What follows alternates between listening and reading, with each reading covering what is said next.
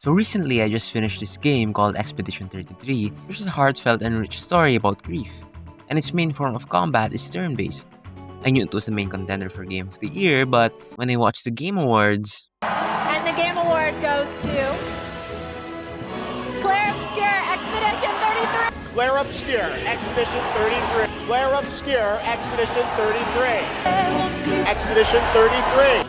Mon ami, Claire Obscure, Expédition. you probably know the success of Clair Obscur by now. But the question is, why is this? Why is this game made with turn-based combat breaking Game Awards records? Whose soundtrack is composed by a SoundCloud artist? And it's nothing short of incredible. Seriously, listen to this.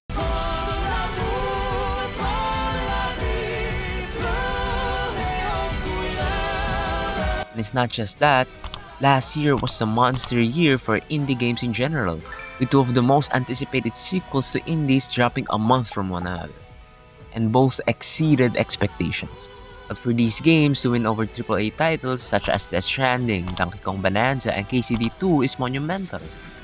Aside from the inherent traits that make these games good, graphics, story, the gameplay, I've concluded that a lot of factors are making up the rise of indie games over AAA lately.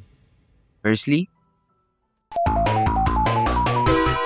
let's start with the obvious. AAA games have played it safe for the better part of the decade. Aside from sequels, remakes, remasters, we get traditional Ubisoft live service or the 10th hero shooter game of the year. Which is why that last reveal from last year's Game Awards was so underwhelming. The PS5, the 5th generation of consoles for Sony, has like 20 PS5 exclusives, which pales in comparison to the PS4's 200. The folks behind the Arkham games that defined a generation of gaming for almost a decade relied on the same live service/hero shooter format. Groundbreaking ideas that break the formula and norms simply do not exist anymore in the AAA sphere.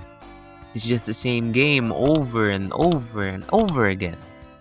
Indies, on the other hand, adapt and innovate. This new game that just came out, Mouse PI for Hire, which is a hybrid mix of Doom, Cuphead, and a little bit of Mickey Mouse. That might sound like a random combination of elements, but it's a game. Celeste may be a cute parkour game at face value, but it's actually a really intricate and challenging platformer with a heartwarming story at its core. Balatro may just be a game about poker, but it has elements from other games such as Slay the Spire and Inscription that make it a very addictive drug of a game. The bottom line is, it's obvious that the developers of these games pull from other games that they like and mix it into their own project, and adds another ingredient. The most notable example here is, again, Clair Obscure Expedition 33. You mean to tell me a team of ex-Ubisoft employees who were literally posting on Reddit to find voice actors and writers for their so-called passion project eventually became Game of the Year on top of other awards? That's the power of passion. AAA productions simply cannot keep up with the passion that these indie devs have poured into their games. The team behind Hollow Knight and Hollow Knight Silksong was only 3 people, 2 directors and 1 programmer. These 3 brilliant minds created one of the most breathtaking atmospheres, immersive areas, pages and pages of rich lore, and one of the most beloved games of all time. Another example last year, which is my personal game of the year, Hades 2. This game proved that a team of dedicated artists and developers who actually listen to their fans can craft a better game than its predecessor. The gameplay, the depth, the variety, and the art is something that transactional business simply cannot achieve. Stardew Valley, one of the GOATs in the genre, was made by one single dude. This guy shouldered the hours and hours of content you can find in this game.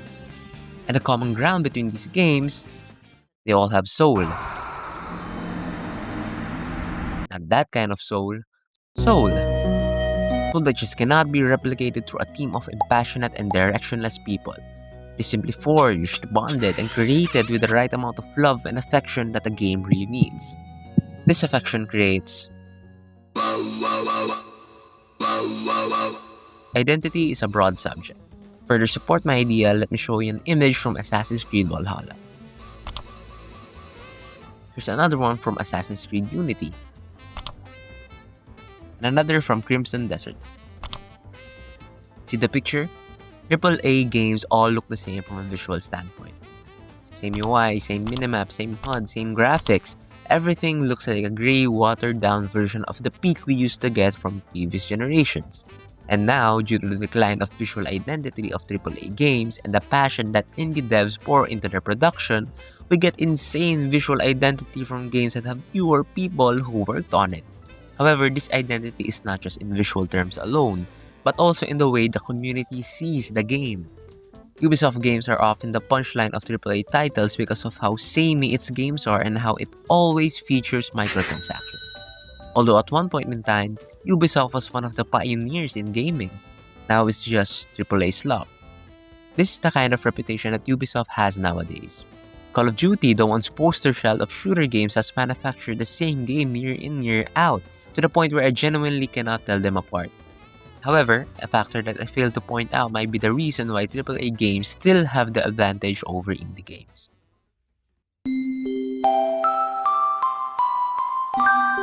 Why are you enjoying the same shooter game for the nth time? Because it's fun.